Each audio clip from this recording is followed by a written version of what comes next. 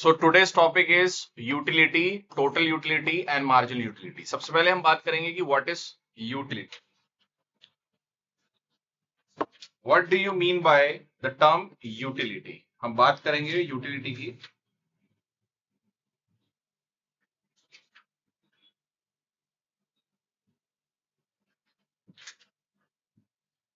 Utility, a customer यानी कि consumer usually decide करता है his demand for a commodity on the basis of utility और a satisfaction that he derives from it.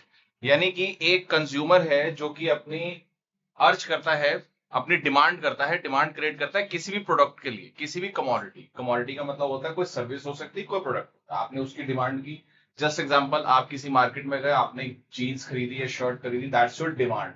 आपने वहां जाके रिटेलर को बोला, शॉपकीपर को बोला कि मुझे इस रंग की टी शर्ट या इस फैब्रिक की टी शर्ट चाहिए. ठीक है. उसके बाद उस कमोडिटी का बेसिस क्या है कि उसकी यूटिलिटी, आप उसको लेने में कितने इंटरेस्टेड हो और लेने के बाद आप पूरी तरह सेटिस्फाइड हो उसके कलर से, उसके फैब्रिक से और उसके प्राइस. यानी कि आपने उसको यूटिलाइज किया. किसको यूटिलाइज किया? आपने अपने पैसों को यूटिलाइज किया. Utility derives from customers income. याद रखना, यूटिलिटी ड्राइव कहां से होती है? Customers income. बेसिकली यूटिलिटी के बारे में हम बात कर रहे हैं. Derives from consumers income and demand, उसकी डिजायर्स. क्लियर है यूटिलिटी के बारे में? We have total utility. Total utility का मतलब पहले समझ लेते हैं. Total utility of a fix quantity of a commodity is a total satisfaction drive from a consuming the given amount of some commodity X. Let's suppose कर लेते हैं कि कमोडिटी है एक्स. ठीक है, कोई एक प्रोडक्ट का नाम है, जिस प्रोडक्ट का नाम है एक्स. उसको आपने खरीदा प्राइस 10 रुपए में. ठीक है, और उसकी 10 रुपए की एक यूनिट आपने खरीदी है. अब आपने उसकी यूनिट को 100 यूनिट खरीदी, तो आपने उसके अकॉर्डिंग उसके पैसे दिए. यानी आप उस यूनिट को खरीदने के बाद आपको ये नहीं फील हो रहा है कि मेरे पैसे वेस्ट हुए हैं और आपने उसको टोटल यूटिलाइज किया है. अब इसको लेमन लैंग्वेज में समझते हैं. बड़ी सिंपल सी बात है. आपको एक थाली मिली, आपने बीकानेर या हल्दीराम पे थाली का ऑर्डर किया, उस थाली को आपने पूरा खाया, कुछ भी छोड़ा नहीं. आपको टेस्टी लगा या whatever the reason is, आपने पूरी तरीके से खाया उसको. ठीक है, और आप पूरी तरह से सेटिस्फाई हुए. That means what you have done, total utilization of that particular thali. उस थाली को आपने पूरी तरह से कंज्यूम किया. तो टोटल कंजप्शन को ही टोटल यूटिलिटी कहा जाता है. And there will be a satisfaction, fully satisfied भी होते हैं. अब इसी में मैं मार्जिनल यूटिलिटी को इसी से समझाता हूं, क्योंकि ये डिराइव होता है टोटल यूटिलिटी से. अब आपने वही थाली खाई, पूरी थाली खाई और आपका पेट नहीं भरा. आपने 2 चपाती या 1 चपाती एक्स्ट्रा लिया टू सेटिस्फाई योर एपेटाइट. अपनी भूख को सेटिस्फाई करने के लिए आपने 1 चपाती और खाई. वो जो 1 चपाती एक्स्ट्रा आपने खाई, that would known as a marginal utility in your total utility. Total utility में ही मार्जिनल यूटिलिटी को ऐड किया जाता है. And that is the derivation कि एमयू अगर कभी भी निकलेगा तो एमयू डिपेंड होता है टीयू पे, यानी कि टोटल यूटिलिटी पे. Marginal utility always depend on total utility. Total utility को हम क्या करेंगे, जो सक्सेसर होता है, यानी कि एक बड़ा हुआ उसमें से एक प्रीडिसर को माइनस कर देंगे. We get what, marginal utility of 1. Clear?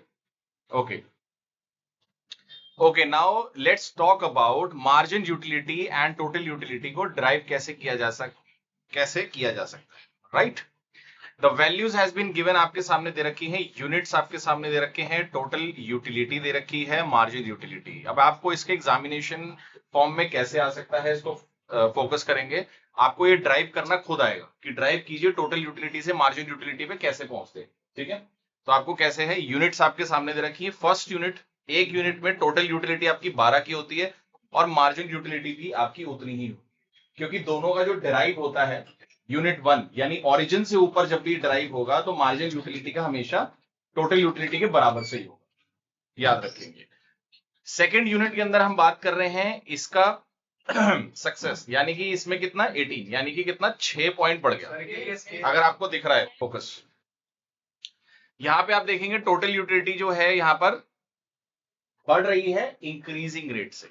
इसको इसमें मैं आपको यहां एक्सप्लेन लिखूंगा, ये है इंक्रीजिंग रेट से बढ़ना, ठीक है। उसके बाद ये 4 बढ़ा, यानी बढ़ा तो है लेकिन ये डिक्रीजिंग रेट से बढ़ा है, ठीक है। उसके बाद अगेन ये 2 बढ़ा, फिर से और डिक्रीजिंग रेट से बढ़ा। अब ये अपने मैक्सिमम लेवल पे आ चुका है, इसको बोलते हैं मैक्सिमम लेवल।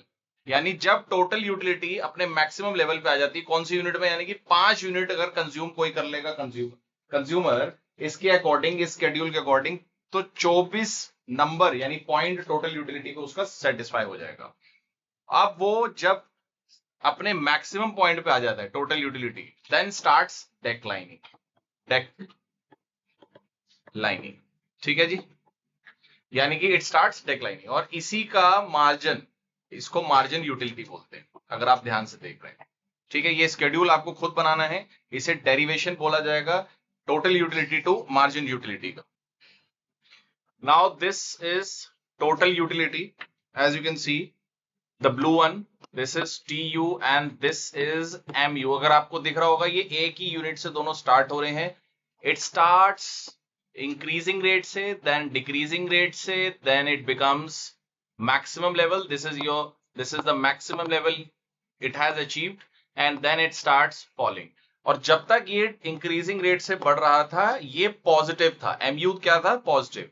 और जैसे ही ये अपने मैक्सिमम पे आ जाता है तब ये 0 पे अचीव हो जाता है। MU 0 कब होता है, अगर आपसे पूछा जाए, क्वेश्चन आ सकता है, MU 0 कब होता है, जब टोटल यूटिलिटी मैक्सिमम हो जाता है, ओके। एंड जब ये डिक्लाइन होगा टोटल यूटिलिटी, तब MU क्या हो जाएगा, starts negative, falling below origin. Okay, now the topic is law of diminishing marginal utility.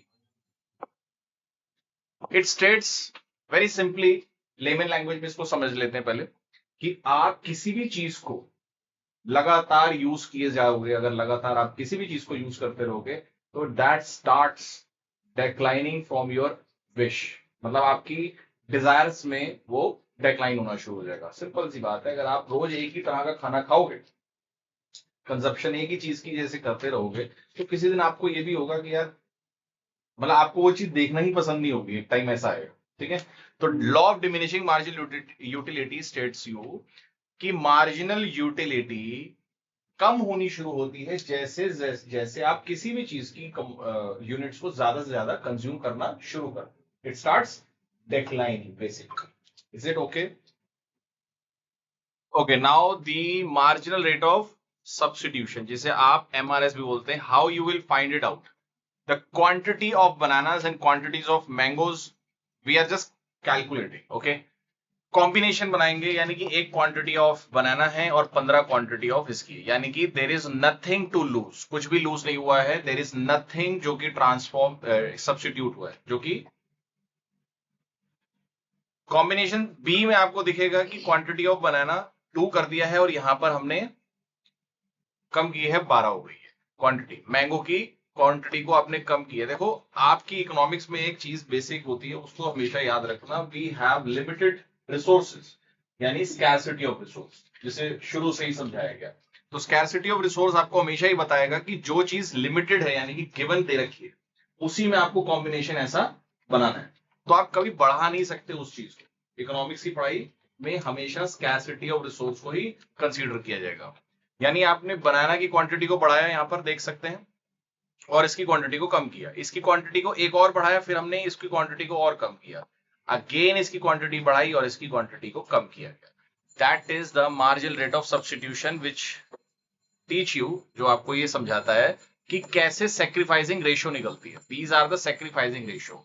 और अगर आपको सबसे बेस्ट जो समझ आएगी वो यही आएगी, क्योंकि इस कॉम्बिनेशन को आप देखेंगे कि इक्वली दोनों ने पार्टिसिपेट किया, 1:1 जिसे आप बोलते हैं। यानी कि अगर 4 क्वांटिटी ऑफ बनाना है तो यहां पर 9 क्वांटिटी ऑफ मैंगो बराबर मानी जाएगी सेटिस्फैक्शन के पॉइंट ऑफ व्यू से।